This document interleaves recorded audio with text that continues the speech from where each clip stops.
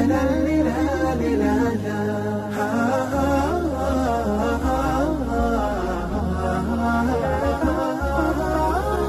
كتاب الله قلبي صار حي.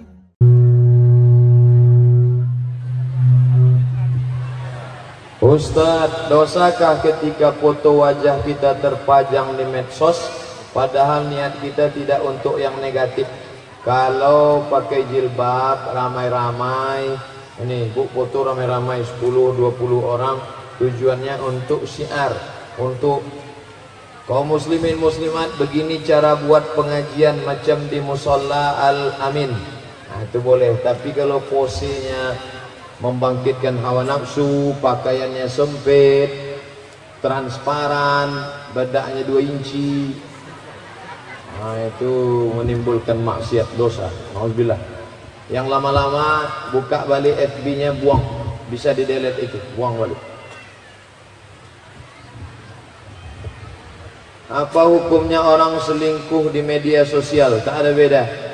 Kataballahu li bani Adam hazzahu minaz zina. Anak Adam itu ada zinanya. Zina nazar, minal ain an-nazar. Zina mata memandang, zina telinga mendengar, zina tangan memegang, zina hidung mencium, kemaluan membenarkan atau tidak. Jadi orang yang tidak jumpa, zina jarak jauh, itu juga zina mata, zina telinga, zina otak, zina hati, zina pikiran. Mudah-mudahan kita dijaga dari zina media sosial.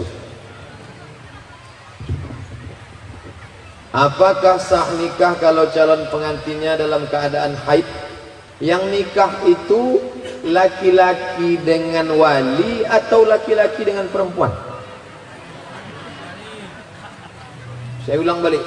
Yang akad nikah itu laki-laki dengan wali atau laki-laki dengan perempuan? Laki-laki dengan wali, berhubungan kelamin baru dengan perempuan. Saya wali menikahkan anak saya yang perempuan itu di kamar. Ini laki-laki, aku nikahkan engkau dengan anakku dengan mahar sebentuk cincin emas tunai sah. Perempuan tak ada urusan, walaupun perempuan itu sedang haid, walaupun perempuan itu sedang tak ada di situ, maka nikahnya sah. Nah, itu. Jadi tak ada ditanya, gimana acara pernikahan? Tunda dulu, dia sedang haid. Tak paham. Dulu perempuan itu di kamar. Coba tanya orang-orang Melayu zaman dulu, perempuan itu di kamar. Sekarang lah baru perempuan keluar. Dulu diutus satu orang ke kamar bertanya, dia mau apa tidak. Nah, itu ada laki-laki meminang engkau di ruang tamu, kau mau apa tidak sama dia? Kalau dia diam, maka kata Nabi, as-sukutu alamatur ridha. Diam tanda setuju. Anak gadis zaman dulu diam. Anak gadis zaman sekarang mau jawab iya ata, iya aja atau iya banget ya. Apa hukumnya bagi perempuan mengurus orang tua kita yang renta? Apa hukumnya bagi kita perempuan mengurus orang tua kita renta? Apa jalan keluarnya jika suami tidak menyetujui orang tua berada di rumah kita? Oh, Masya Allah. Itulah kalau nasib dapat laki Fir'aun. Orang tuamu, mertuamu sama. Orang tuamu membesarkan engkau dari kecil sampai tua. Sedangkan mertuamu dibesarkannya anak itu, disusukannya 2 tahun, dilahirkannya meregang nyawa. Setelah cantik besar 25 tahun diserahkannya kepada engkau bulat-bulat. Kau cuman bawa seperangkat alat sholat dan kitab suci Al-Quran, tak pernah dibuka sampai mati. Mau dia engkau menerima? Dulu waktu kau datang meminang tak bawa apa-apa, mau dia menerima engkau. Sekarang di hari tuanya dia sakit, kau tak mau menerima. Laknat Allah untukmu. Wahai para suami-suami yang tak mau menerima mertuanya, maka taubatlah taubat nasuha. Adapun anak perempuan ini kau pikir baik-baik. Kalau kau masih berpikir bisa melanjutkan, dudukkan musyawarahkan. Tapi kalau tidak, ini kau jumpa suamimu setelah engkau dewasa 25 tahun. Ini orang tuamu membesarkanmu, menyekolahkanmu, mengasih kau makan. Andai kau gendong dia dari Simpang 3 ke Makkah bolak-balik, belum tentu dapat membalas budi baik hidupnya. Oleh sebab itu maka taat kepada suami, selama tidak melanggar hukum Allah. La ta'ata li makhluqin fi ma'siyatil khaliq. Tidak ada ketaatan kepada makhluk kalau menyebabkan dosa kepada Khaliq Allah Ta'ala. Makanya ibu-ibu, ini pertanyaan ini jadi pelajaran buat kita semua. Kalau nanti mencari menantu, carilah menantu yang bisa ditumpang. Kalau perlu dibuatkan materi 6.000-nya. Nanti kalau aku sakit, stroke, sanggup tak kau sama aku? Kalau sanggup, ku terima. Kalau tidak, ku cari menantu lain.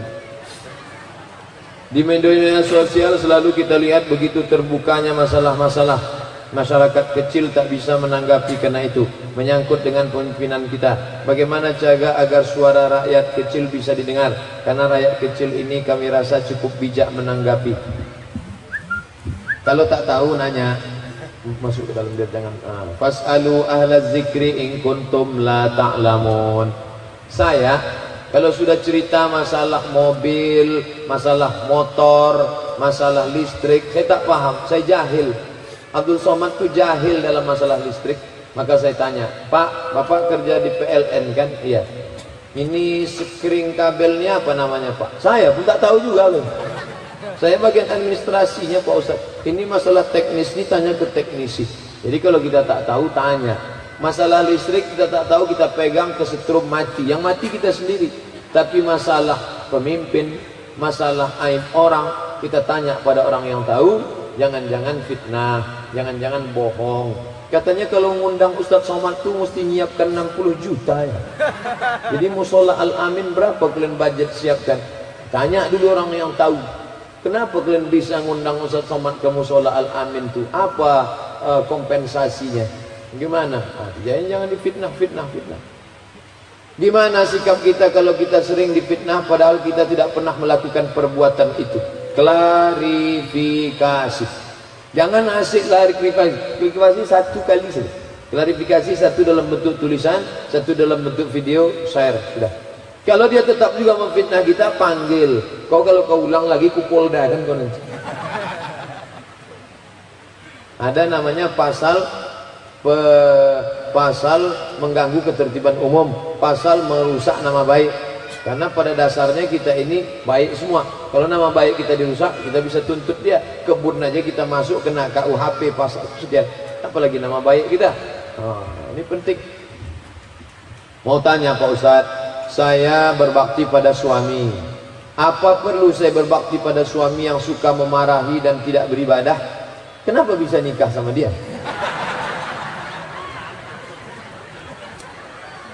Kenapa bisa nikah sama dia tak beribadah? Jelas-jelas dulu pacaran 2 tahun. Apa saja selama 2 tahun itu?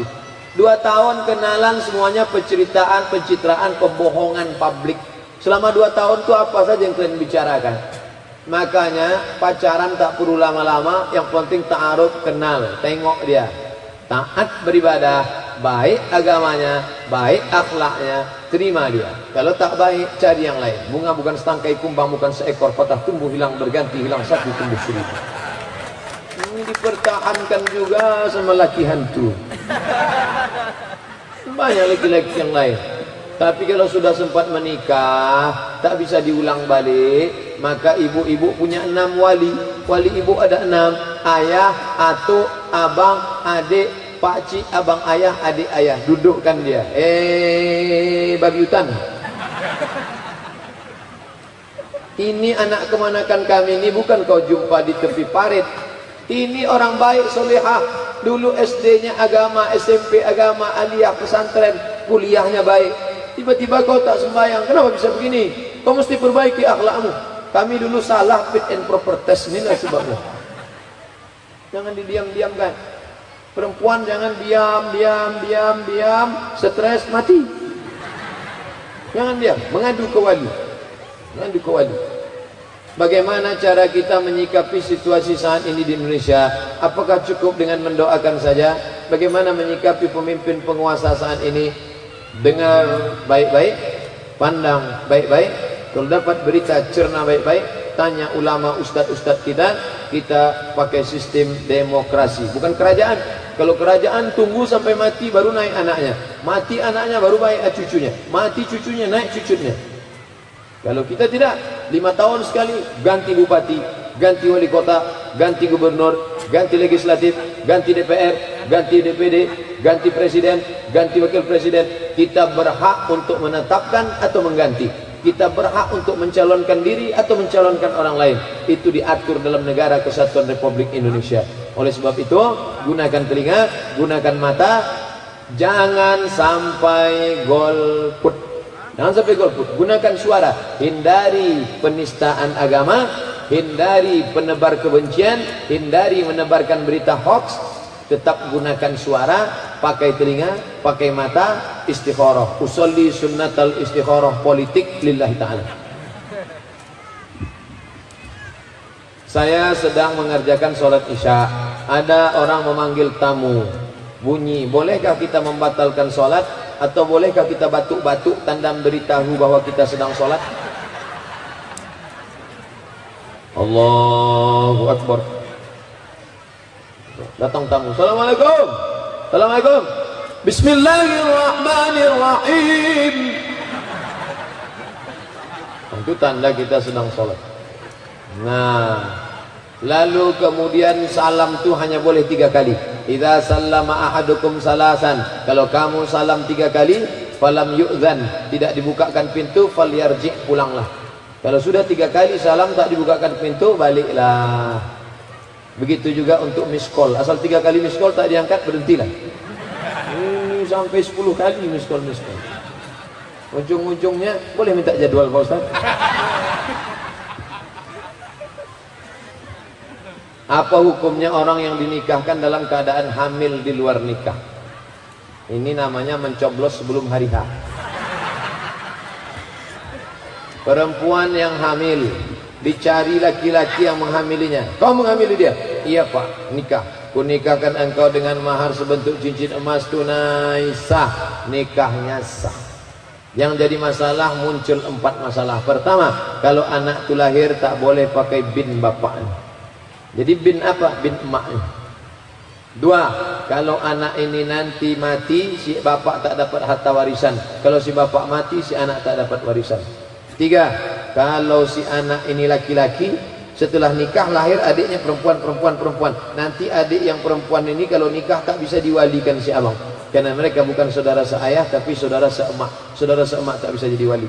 4, kalau anak nanti lahir lagi perempuan, cantik, dewasa, dipinang orang, si bapak tak boleh jadi walinya. Walinya wali hakim. Wali hakim Pak Kuat. Ingat itu baik-baik. Kalau dulu mana tahu hamil model begitu. Zaman dulu nikah Januari, akikah bulan Desember. Sekarang enggak, nikah Januari, April akikah. Apa hukum yang menikahkan dan menjadi saksi?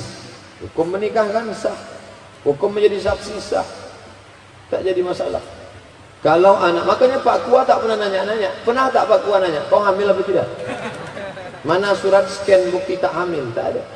Kalau anaknya lahir perempuan, siapakah yang menjadi wali nikahnya? Wali hakim. Pas sultan waliun man la waliyalaha. Wali hakim jadi wali bagi perempuan yang tak punya wali.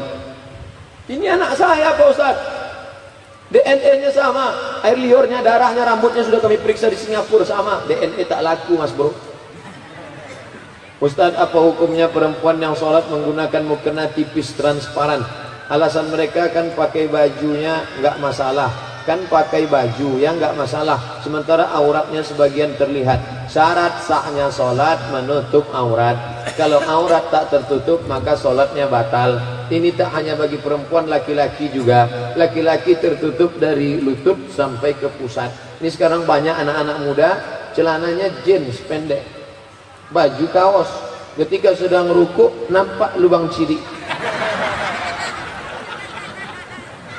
Saya kalau nengok anak muda sholat depan 3 hari saya tak lalu makan. Udahlah punggung hitam tumbuh juga ke muka.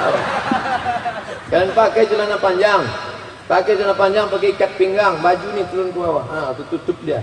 Yang pakai. Kalau laki-laki mau perempuan asal terbuka aurat batal sholat, karena syarat sahnya sholat menutup aurat. Bagaimana Allah mengatur rezeki orang yang baru menikah? Karena saya mau menikah Ustaz, mohon dijelaskan. Wa ma min dabbatin fil ardi illa 'ala Allah rizquha. Setiap yang melata di atas muka bumi ini dijamin Allah rezekinya. Dia tak bisa hidup di atas tanah karena tak punya kulit, tak ada kulitnya.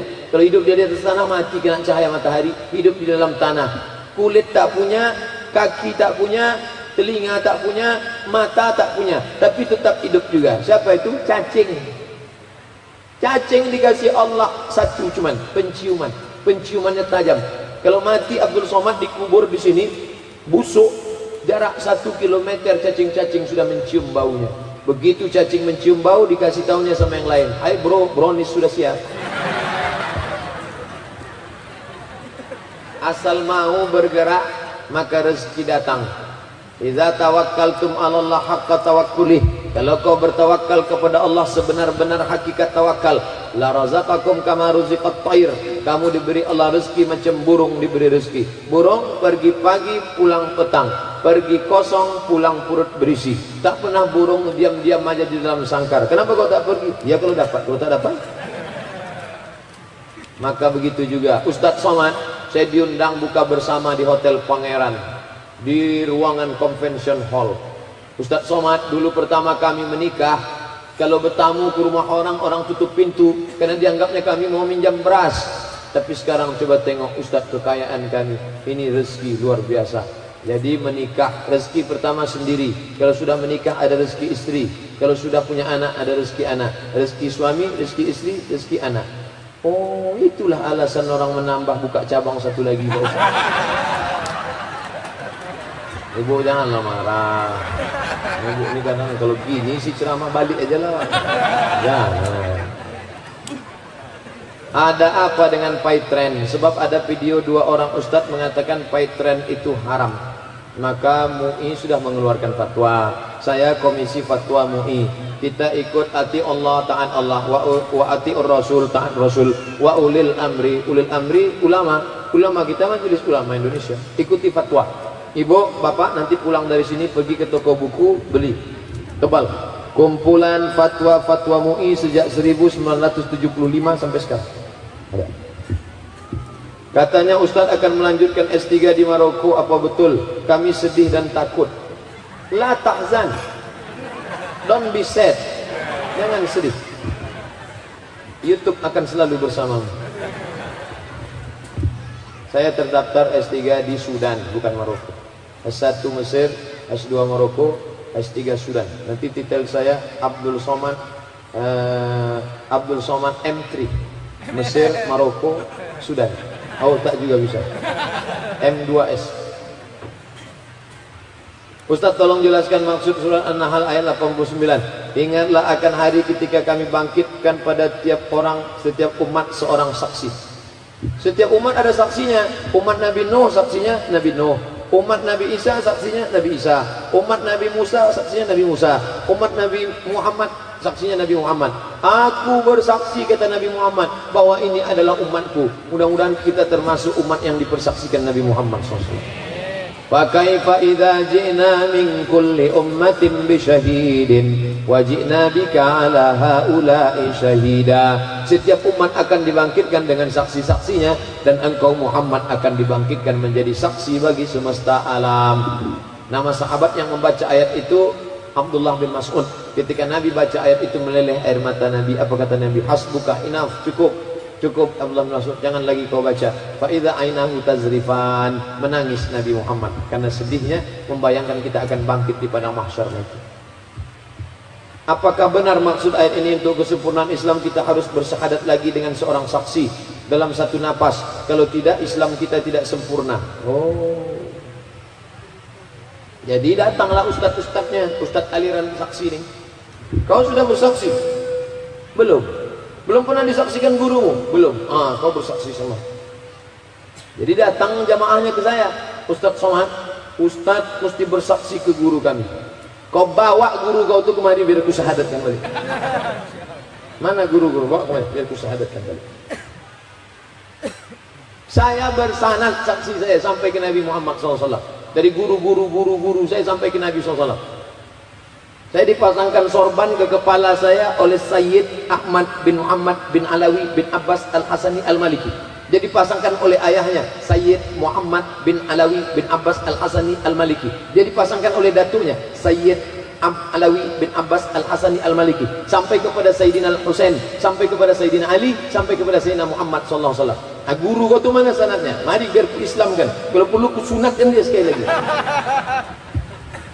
Ini penipu atas nama agama, dibodoh-bodohinya.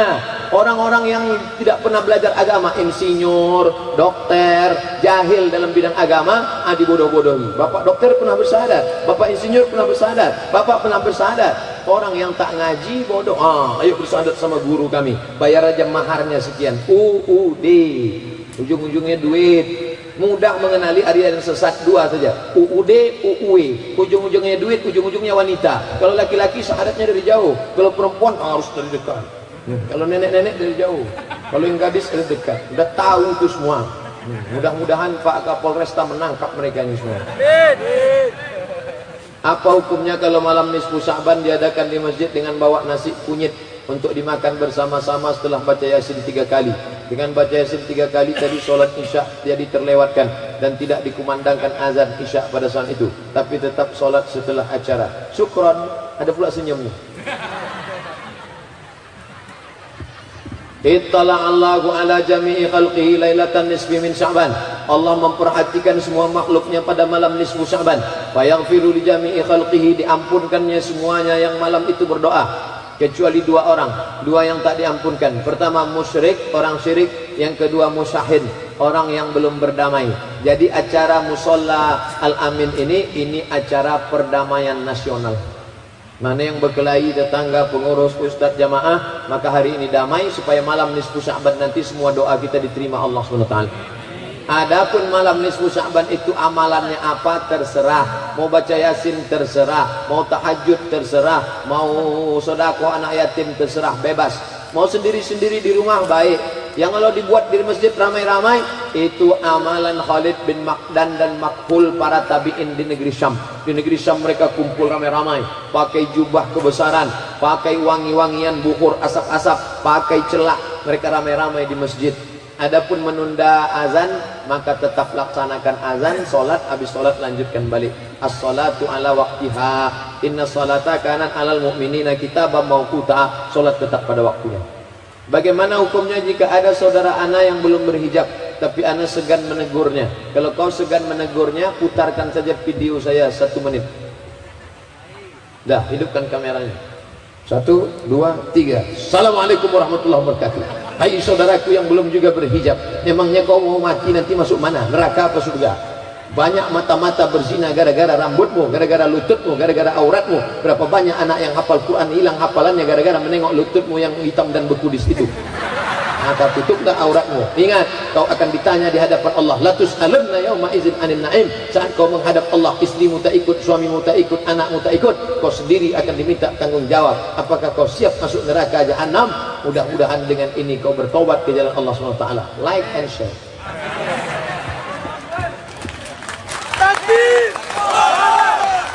Kita dizolimi, difitnah, disakiti, tapi kita berusaha untuk berbuat baik. Apa yang bisa menyadarkan orang seperti itu, Pak Ustadz? Doa. Doa kau tiap malam. Kalau kau dilemparnya pakai batu, lempar dia pakai bunga. Sudah 2 kali saya dilemparnya Pak Ustadz, gue lempar dia pakai bunga 2 tangkai.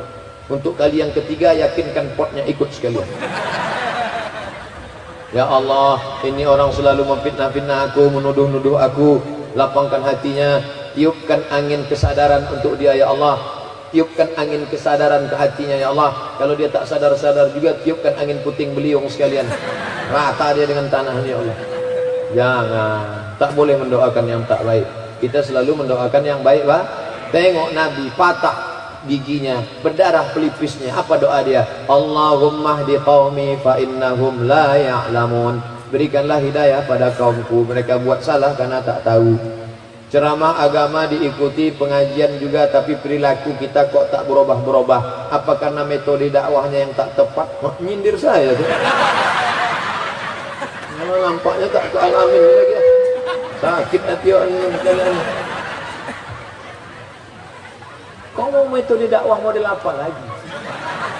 Ceramah udah, tanya jawab udah, tak akan ku kontrol sampai ke kamar mandi. Hanya kerja lain lagi. Ceramah udah, menjawab aspirasi sampai setong ini kesalah juga lagi. Ini cari marah nih. Ustadz katanya harus sabar. Oh iya, lupa. Marilah kita sabar. Walaupun kita disindir, sabar. Pokoknya jangan pernah berhenti menasihati orang sampai mati. Bagaimana Nabi Muhammad mengajak pamannya menjelang sakaratul maut. Kalau ada kawan kita itu jahat, pecandu, peminum narkoba, satu saat dia mau mati, kita tetap bisik ke telinganya, la ilaha illallah. Udahlah tadi mati lampu, sekarang datang pula pilot mengganggu. Tak tahu mereka hari ini kita acara pengajian.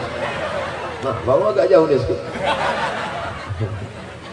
Andai ada pecandu, peminum, pemabuk, pengadat, pezina, mau sakratul maut, apakah kita diam aja kita tengok? Kita bantu dia syahadat kan? Kita bantu dia syahadat. Tiba-tiba datang, gimana Pak Ustaz kita? Biar aja, biar rasakan ya. Nah, kau rasakan, mati lah, mati. Tak boleh dendam, tetap kita bisikkan la ilaha illallah. Jangan dendam, tak boleh dendam itu semua. Assalamualaikum Ustaz. Saya mau tanya, gimana hukum kalau kita minta diruqyah? Boleh tak kita minta diruqyah? Boleh. Apa salahnya? Katanya kalau minta diruqyah nanti tak termasuk dalam golongan yang tidak dihisab 70. Itu ada sebabnya. Pertama, dia meyakini ruqyah itu yang menyembuhkan dia. Kedua, dia meyakini orangnya. Ketiga, ruqyahnya bercampur dengan ruqyah syirik. Adapun kita sedang sakit, minta diruqyah, boleh. Tolong ruqyah, minta ruqyah. Pergi ruqyah ke Masjid Al-Falah, Jalan Sumatera, jumpai namanya Ustadz Saifullah. Nanti di ruqyah, ada ruang situ. Ruqyah ada, bekam ada. Di rumah sakit ibu dan anak Zainab. Ingat ibu, ingat anak, ingat Zainab. Di lantai bawah ada ruqyah, ada bekam, ada juga sengatan lebah. Kawan saya kena asam urat, disengat lebah lutut. Lebah hidup itu dicucukkan ke dalam. Gimana rasanya bang? Susah diungkapkan dengan kata-kata. Kau coba aja lah katanya. Ustadz, menurut Ustadz gimana tentang musik? La ilaha illallah. Itu aja lah belakang. Coba tulis di YouTube tuh, somat musik. Berserak-serak video. Somat musik. Ini tak punya paket. Kalau musiknya baik, maka baik. Kalau musiknya tak baik, maka tak baik. Musik ngajak nikah baik. Barakallahu lakuma wa baraka alaikuma wa jama'a bainakuma fi khair. Baik. Musik anak-anak kita tadi baik itu. Lagu-lagunya bagus. Apa salahnya? Musik mengajak jihad. Aibar ya Yahud, Jaishu Muhammad sawfa yaud. Bagus. Atau musik mengingatkan kita pada mati. Mati. Bagus, apa salah? Musik ingatkan kita pada Nabi. Sallallahu ala Muhammad, sallallahu alaihi wasallam, sallallahu ala Muhammad, sallallahu alaihi wasallam. Sejuk hati orang mendengarnya. Aku kalau sudah mendengar Ustadz berselawat, sejuk aku rasa. Kenapa? Dekat dari kipas angin.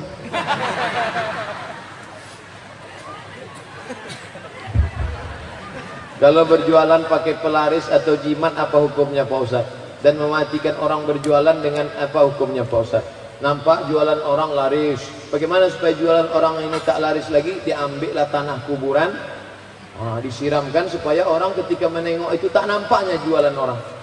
Begitu juga kalau ada anak gadis. Gimana supaya anak gadis ini tak nikah-nikah? Dicari tulang pukang. Macam mana pukang itu malu, begitulah anak gadis itu malu sampai mati hingga tak nikah-nikah. Itu namanya sihir, pakai jin, hantu, setan. Orang yang minta kepada setan, maka matinya nanti bersama setan. Siapa yang sudah pernah minta pada setan, putuskan hubungan dengan setan. MOU, Memorandum of Understanding Between Me and Setan. Saya ingin tanya, apakah seorang istri apabila sudah memasak, sang suami, apakah sang istri tidak bisa rujuk lagi? Memasak kok rujuk? Apabila seorang istri apabila sudah memasak sang suami,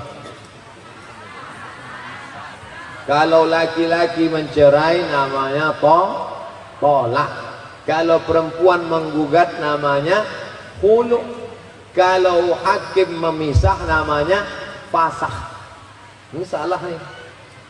Kalau laki-laki mentolak, mencerai namanya tolak. Kalau perempuan minta pisah namanya khulu. Kalau laki-laki menjatuhkan namanya fasakh. Talak 1, talak 2 masih bisa balik. Gimana cara baliknya Pak Ustadz? I back to you my dear. Baliklah tuh dah. Dengan syarat iddah belum habis. Iddahnya berapa? 3 bulan. Kalau iddah sudah habis, ulang akad balik macam nikah dulu. Pakai 2 saksi, pakai wali, pakai mahar, pakai ijab, pakai qabul. Ulang balik. Itulah namanya pengantin baru stok lama. Bagaimana sikap kita? Apa harus kita lakukan terhadap saudara kita yang di Palestina? Kirimkan duit. Kami mengumpulkan dana untuk Palestina ini berjuta-juta sudah. Dari mulai tembilahan sampai ke bagan siapi-api, sampai mobil terbalik dulu mengejar pagi subuh, mengejar duit untuk dibawa ke Palestina. Some organizer kumpulkan duit. Yang tak sanggup ngasih duit maka berdoa. Saya tak pernah berhenti doa tiap khutbah Jumat. Allahumma ansur ikhwanana al-mujahidin fi Palestin. Awak doa Palestina, dia tidur. Waktu ditanya, kau kenapa tak ikut doa tadi? Saya sudah ke Palestina tadi sebentar Pak Ustaz. Bagaimana menyikapi isu-isu yang terjadi tentang banyaknya yang ingin memecah belahkan umat Islam? Apakah di situ ada unsur politiknya? Tak usah terlalu banyak cerita macam-macam. Yang penting kau datang aja ke masjid. Datang ke masjid, sholat berjamaah, ikut pengajian. Kalau sudah kita bersatu begini, ada yang bisa memecah belah kita? Mana ada? Kuat persatuan kita, tak ada yang bisa mecah belah. Orang yang bisa dipecah belah itu kalau yang datang jarang-jarang ke masjid. Sering ke masjid, jumpa Pak Ustadz, jumpa Pak Lurah, jumpa Pak Camat, jumpa Pak Polres, jumpa Pak Polsek. Insya Allah tak ada yang bisa mecah belah kita. Kenapa? Karena persatuan kita kuat. Siapapun isu-isu internet padam kalau kita terus jamaah. Tadi subuh di Masjid Islamic Center Bangkinang, melimpah ruah jamaah luar biasa. Ini pula di musola, ini kita disatukan oleh masjid. Apapun mazhabmu, apapun aliranmu, apapun ormasmu, engkau tetaplah saudaraku. Asyhadu an la ilaha illallah wa asyhadu anna Muhammadan Rasulullah. Mainkan. Saya sebagai perawat di rumah sakit, saya sering kali menyaksikan pasien sakratul maut. Bagaimana tindakan saya terhadap keluarga pasien dan pasien tersebut? Ini kepala pasien, ya, ini kakinya, ya. Mana telinganya sebelah kanan? Bisikkan ke telinga sebelah kanan. La ilaha illallah. Belum lagi gitu dia. Tunggu sakit parah. Ini baru demam-demam puyuh tadi. Udah agak-agak parah baru. Nanti lidah tuh memendek ke dalam. Lidah ini tidak menjulur gini ya. Memendek dia ke dalam. Itulah hebatnya Allah. Mengucapkan la ilaha illallah tak perlu pakai bibir. Kalau menyebut nama somat pakai bibir, somat. Masjid, musola. Tapi kalau la ilaha illallah tak perlu pakai bibir. Mulut ternganga, lidah di dalam. La ilaha illallah. Nampak bergerak anak lidah. La ilaha illallah. Bergerak dari dalam. Kalau sudah bergerak sekali, jangan kacau lagi. Satu orang memantau, nampak diam. Tapi kalau ada dia meracau-racau, oh, berapa harga sawit sekarang gitu. Bisik lagi, la ilaha illallah. Tolong gelang sama cincinku jangan kasih menantuku gitu. Bisik, jangan lagi pakcik, bisik la ilah. Sampailah dia mati dalam keadaan husnul. La ilaha illallah, menggeleng. La ilaha illallah, menggeleng juga. Ambil HP, tunjukkan gambar. Ini kan? Iya. Gambar apa kau tunjuk? Bala 6. Itu ditunggunya dari tadi rupanya. Ini kan? Iya kata dia. Masuklah gol. Pak Ustaz, apa hukumnya seorang anak? Dianjurkan kalau ada anaknya situ baca Yasin. Buka tafsir Ibnu Katsir. Orang sakratul maut bagus dibaca kayak Yasin supaya cepat matinya. Yasin wal Qur'anil Hakim innaka laminal mursalin ala siratim mustaqim. Pelan-pelan baca, turun rahmat Allah, cepat dia mati. Tapi jangan gara-gara ini pula nanti balik abang tuh terlambat bangun tidur, bacakan Yasin. Yasin. Oh, mau cepat kau aku mati ya kata bang.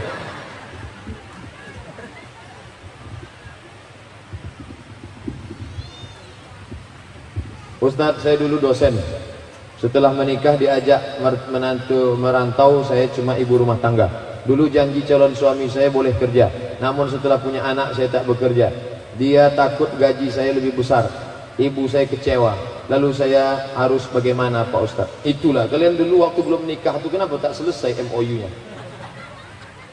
Bang, ini yang perempuan yang masih gadis-gadis, kau betul-betul cerita sama dia. Bang, aku ini disekolahkan makku sampai S2, S3, S cendol, S doger. Dia tak mau aku cuman masak saja. Kalau gua hamil boleh, karena tak mungkin ku titipkan ke kambing. Boleh aku hamil, tak apa-apa kata dia. Tapi nanti setelah punya anak, emakku ini mau aku kerja. Karena dia sudah potong panting menyekolahkan aku dulu. Nanti kalau tak begini masalah. Gitu. Ini masalah kerja, masalah pindah. Apakah dia mensyaratkan harus tetap di Pekanbaru atau bebas kau mau pergi kemana? Nah, jangan setelah pindah baru nelpon saya. Ustaz, suami saya harus pindah. Orang tua saya tak setuju. Gimana nih Pak Ustaz? Dulu kenapa tak selesai? Dulu waktu kenalan mana? Makan bakso, makan mie ayam. Makan bakso, makan mie ayam. Emangnya nikah bakso sama mie ayam? Duduk bersama suami ini ibu ini yang tak setuju anaknya ini harus kerja, suami pula duduk bersama. Judul rapatnya, mau dibawa kemana hubungan ini? Haruskah istri selalu berkomunikasikan ke suami setiap kali istri mau berinfak bersedekah, istri mempunyai penghasilan sendiri? Kalau menikah dengan perempuan, apakah harta perempuan itu automatically menjadi harta suami? Ibu-ibu menjawab tidak. Ibu punya sawit kebetulan dari ayah ibu. Ibu punya ruko kebetulan dari emak ibu. Ibu sendiri pekerja pegawai maka punya tabungan. Ketika nikah tidak otomatis jadi harta suami. Hai suami, hartamu punya engkau. Hai istri, hartamu punya engkau. Tapi sebagai istri solehah, engkau ngomongnya bukan minta izin, sekedar ngomong kulo nuwun kata orang Jawa. Ngomong, bang, aku mau bersedekah ke masjid. Si abang pun jangan kegeeran. Biniku ini bukan minta izin, dia sekedar ngomong. Maka kau tinggal ngangguk aja. Iyalah bang, bin aku mau iyalah. Duit dia. Hanya kita punya ikatan. Begitu. Tapi kalau bini tidak kerja, dari uang belanja itu perlu dia minta izin. Bang, izinkah abang kalau duit ini? Tapi ibu tentu sopan. Jangan pula, bang, ini aku mau nabung, abang tinggal ngangguk aja. Duit aku, harta aku. Kalau abang tak ngangguk, awas. Janganlah gitu. Bagaimana solusinya? Anak saya pacaran sudah lama, sementara niat baik mau dilaksanakan, tiba-tiba masuk orang ketiga. Bagaimana jalan keluarnya? Anak pula dibiarkan pacaran sampai berlama-lama. Ini orang tua yang membiarkan anak pacaran, itu artinya sama dengan silakan kau berzina, silakan kau berzina, silakan. Kawan saya bertamu ke rumah perempuan, datang pertama dikasih teh, datang kedua oke, datang ketiga langsung bapaknya nanya, kau kapan mau minang anaknya? Begitu, yang dibiarkan. Kalian duduk sini ya, papa sama mama mau nonton dalam. Duduk. Habis itu datang pula laki-laki satu lagi. Ini perempuan Salome ini. Tak betul. Ini bukan kenakalan remaja, ini juga kenakalan orang tua. Ngomonglah, kami ini dihormati di lingkungan ini. Kami ini jamaah musola Al-Amin. Malu kami kalau datang laki-laki nengok anak gadis kami. Kamu mau nikah atau cuma jalan-jalan? Kalau cuma jalan-jalan, bawa bolu kemari.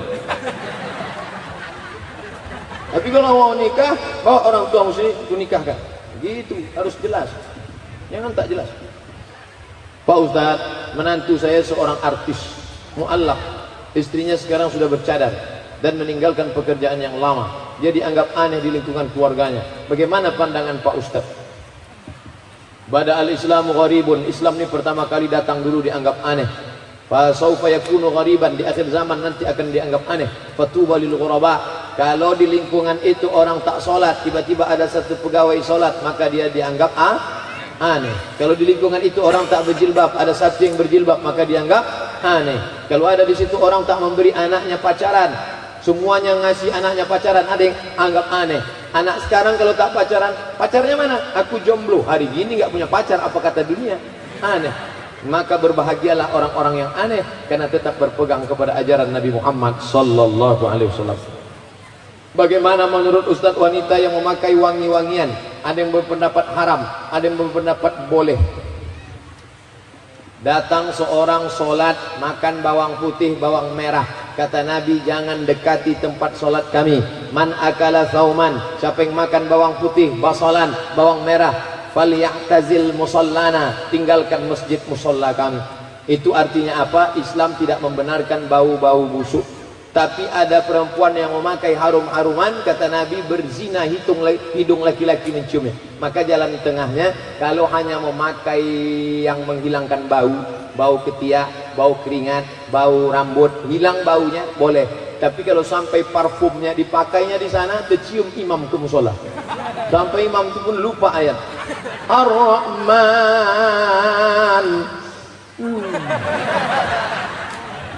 Ibu pakai saja yang menghilangkan bau. Bau kaki, bau lutut, bau kudis, bau kepala, bau ketiak, bau macam-macam, menghilangkan bau. Tapi sampai berlebih-lebihan over, ada tuh parfum kalau dipakai turun bersayap-sayap malaikat berjatuhan. Ada ya?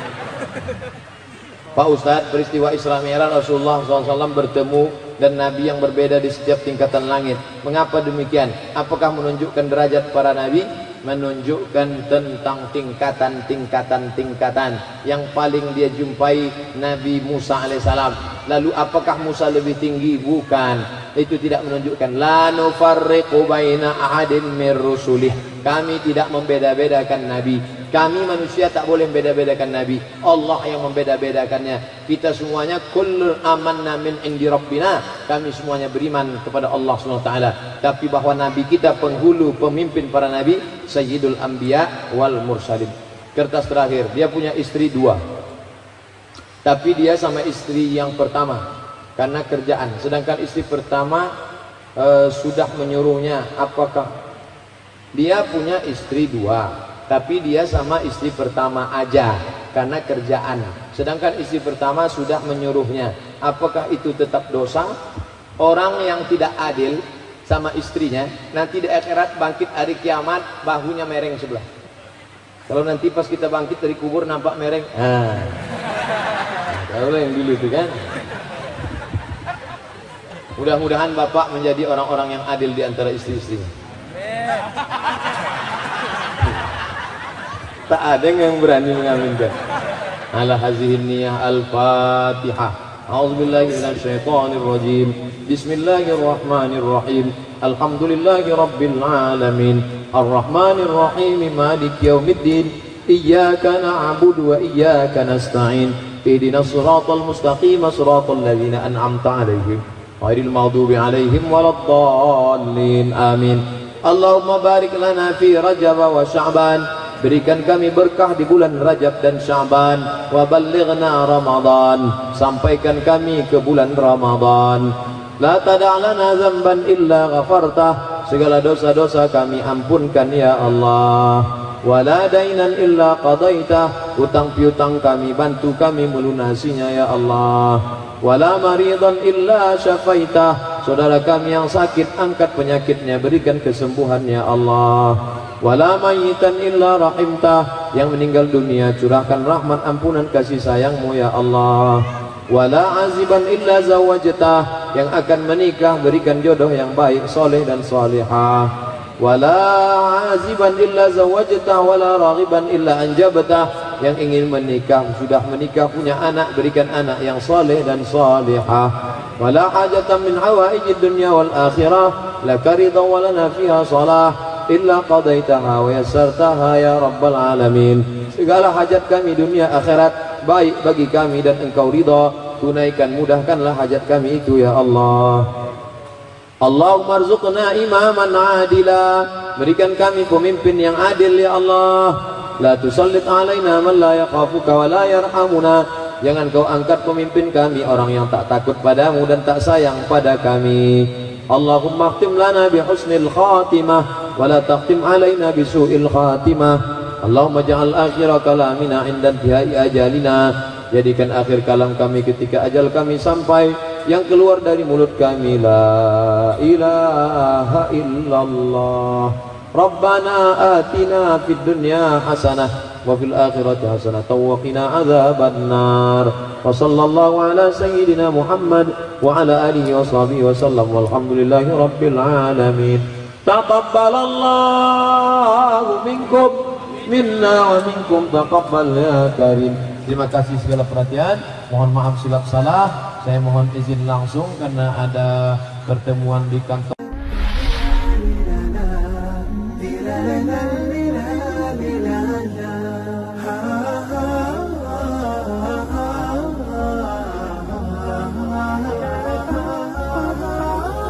في كتاب الله قلبي صار حال